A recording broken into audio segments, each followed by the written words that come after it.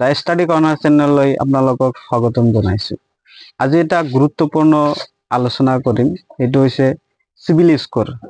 এই সিবিল স্কোৰটো আজিকালি আমাৰ সকলোৰ কাৰণে বহুত এটা ইম্পৰ্টেণ্ট টপিক হয়। গতিকে আজি আমি সিবিল স্কোৰ কি, সিবিল স্কোৰ আমি কেনেকৈ ভাল ৰাখিব পাৰি, যেহেতু এই গোটেইখিনি তথ্যৰ ওপৰত যিকোনো মাইক্ৰ ফাইনেন্সে বা যিকোনো বেংকে আমাক লোন দিয়ে। তো বলক আজিৰ ভিডিওটা আমি স্টার্ট করো। তো প্রথমত আমাক জানিব লাগিব যে সিবিল স্কোর কি, এটু জানিব লাগিব। সিবিল স্কোর, সিবিল স্কোর হৈছে এনেকুৱা এটা বস্তু যিয়ে আপোনাৰ যেটো ঋণৰ লেনদেনৰ হিসাব নিকাচ ৰাখে। যে আপুনি সাপোজ ধৰক যে SBI বেংকৰ পৰা আপুনি লোন লৈছে। যেতিয়া SBI বেংকে আপোনাক লোন দিব, লোন দিয়াৰ লগে লগে ই কি কৰিব, SBI সিবিলত ট্ৰানজাকশনটো সিহঁতে জনাই দিব যে কি কৰিব, যে আমি অমুক মানুহক আমি 2 লাখ টকা লোন দিলো। ঠিক আছে, অমুক মানুহক 2 লাখ টকাৰ কাৰণে আমি লোন দিলো। এতিয়া আপুনি EMI বিলাক কেনেকে দি আছে, EMI বিলাক ঠিকমতে দি আছে নে নাই, এই গোটেইবিলাক তথ্য কি কৰিব, সিবিল স্কোৰৰ তাতে আপডেট থাকিব। যেতিয়া আপুনি কি কৰিব, যে সাপোজ ধৰক এটা কিস্তি ক্লিয়াৰ দিছে, তাৰ পিছৰ EMI টো ঠিকই আছে, এইবিলাকো সিবিলত এনেকেই দেখুৱাব। ঠিক আছে, যেতিয়া আপুনি কিস্তি এটা বাউন্স কৰিলে, ইয়াতো এটা বাউন্স হৈ যাব। এনেকে আপুনি আপোনাৰ ৰেকৰ্ড বিলাক সিবিল স্কোৰত কি হৈ থাকে, জমা হৈ থাকে। কিন্তু সিবিল স্কোৰটো কিমান হয়, এইটো এটা ৰেটিং থাকে 300ৰ পৰা 900ৰ ভিতৰত, ইয়াৰ ভিতৰত থাকে। এতিয়া সাপোজ ধৰক যে আপোনাৰ লোনৰ প্ৰয়োজন হৈছে, টকাৰ প্ৰয়োজন হৈছে, তো এই টকা কোনে দিব, বেংকে দিব বা মাইক্ৰ ফাইনেন্সে দিব। এতিয়া আপুনি ধৰক যে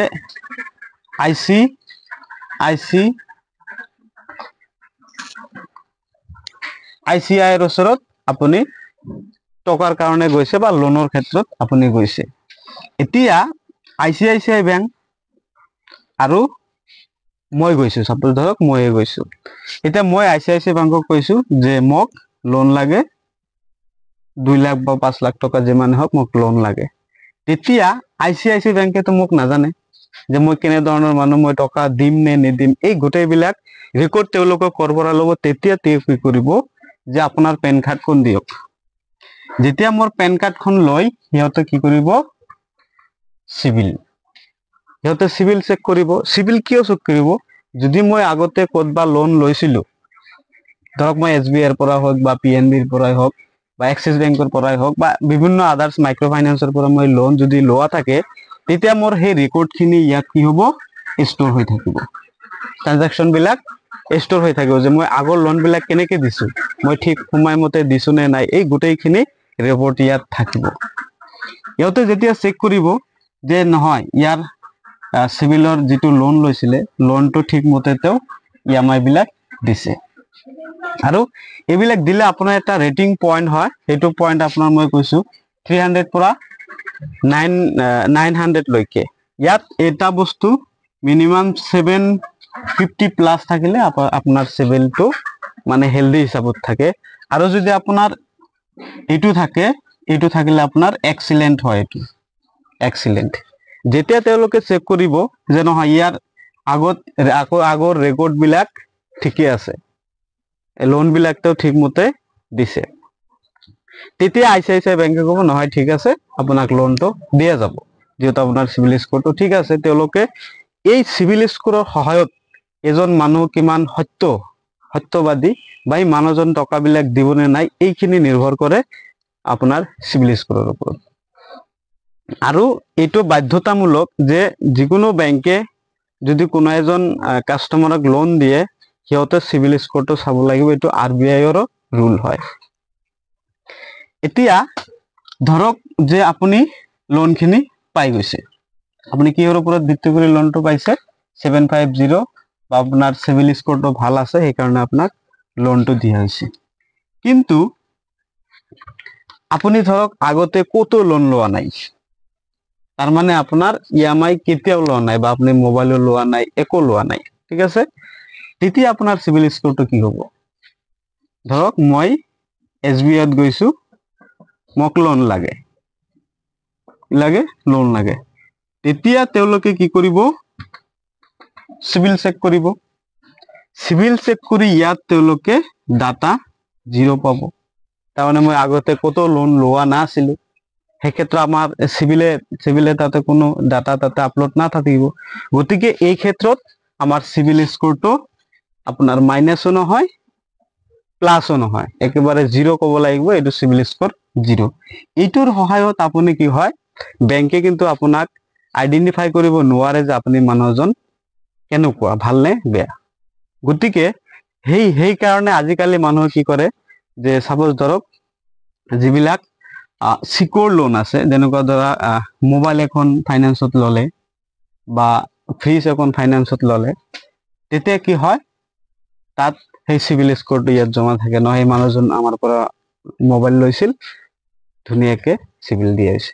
গতিকে যদি আপোনাৰ সিবিল হেলদি ৰাখিব লাগে, সময়মতে EMI-টো পেমেন্ট কৰিব লাগিব, তেতিয়া আপোনাৰ সিবিল স্কোৰটো আপোনাৰ কি হৈ যাব, হেলদি হৈ যাব, বা আপোনাৰ ৰেটিং পইণ্টটো বাঢ়িব। এতিয়া এই সিবিলটো মেনেজ কোনে কৰে? এই সিবিলটো মেনেজ কৰে আপোনাৰ আমাৰ ইণ্ডিয়ান এটা সংস্থা, সেই সংস্থাটোৰ নাম হৈছে, এইটো মনত ৰাখিব, ট্ৰান্স ইউনিয়ন সিভিল।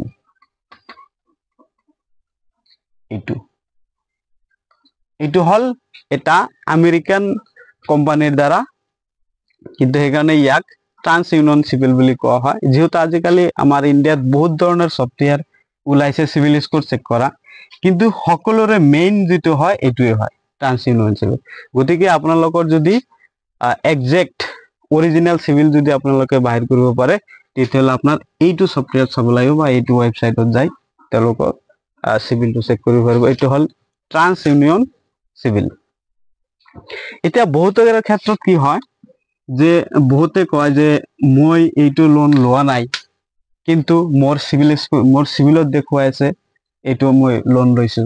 বহুতৰ ক্ষেত্ৰত তেনেকুৱা হয়, মিষ্টেক লোন একাউন্ট নাম্বাৰ কিছুমান আপোনালোকৰ নামৰ লগত যেতিয়া মেচড হৈ যায় কোনো এটা নামৰ লগত, তেতিয়া আহি পৰে ইয়াৰ ভিতৰত। গতিকে এইটো টেনচন ল'ব লাগে একো কথা নাই, আপোনালোকে ইয়াত ট্ৰান্স ইউনিয়ন সিভিলত আপোনালোকে কমপ্লেইন কৰি ধুনীয়াকে আপোনাৰ সেইটো সিভিলৰ পৰা সেইখিনি আঁতৰাই দিব পাৰে। এতিয়া বহুতৰে কি হয়, যে ধৰক যে মোৰ সিভিল স্কোৰখন একেবাৰে বেয়া হৈ আছে, ধৰক এনেকে হৈ আছে, কাৰোবাৰ 600 প্লাস বা 580 প্লাস, এনে ধৰণৰ বহুত সিভিল স্কোৰ হৈ আছে। যে মই কি কৰো, যে মই মোৰ সিভিল স্কোৰখন মই ভাল কৰিব বিচাৰো, 7+ আনিব বিচাৰো বা 800 প্লাস আনিব বিচাৰো, তেতিয়াহ'লে আপোনাৰ কি কৰিব লাগিব, প্ৰথমত আপোনাৰ সিভিলটো উলিয়াব লাগিব, যে আপোনাৰ সিভিল স্কোৰত ক'ত আপোনাৰ এমাউন্ট অভাৰডিউ হৈ আছে। সেই সংস্থাত গৈ আপুনি যিমানখিনি আপোনাৰ পেন্ডিং অভাৰডিউ আছে, এই গোটেইখিনি আপুনি এটা এটাকে ক্লিয়াৰ কৰি দিয়ক, বা অলপকৈ হোক একেবাৰে ক্লিয়াৰ কৰি দি, তাৰ পৰা আপুনি কি কৰিব, নো অবজেকশন সার্টিফিকেট যেটা হয়, ক্লিয়ারেন্স সার্টিফিকেট, এইটো আনি আপুনি এই ট্রান্স ইউনিয়ন সিভিলত যদি আপনি আপলোড কৰি দিয়ে, আপোনাৰ সিভিল 30 পৰা 90 দিনৰ ভিতৰত আপোনাৰ সিভিলটো আকৌ হেলদি হ'বলৈ ষ্টাৰ্ট হ'ব, মানে হৈ যাব। তেতিয়া আপুনি কি হ'ব, যিকোনো বেংকত যেতিয়া আপুনি লোনৰ কাৰণে এপ্লাই কৰিব, আপোনাক অতি সহজে লোনটো আপোনাক দি দিব। তো ধন্যবাদ। যদি ভিডিওটো ভাল লাগিছে সকলোৱে লাইক, সাবস্ক্ৰাইব, শেয়াৰ কৰিব।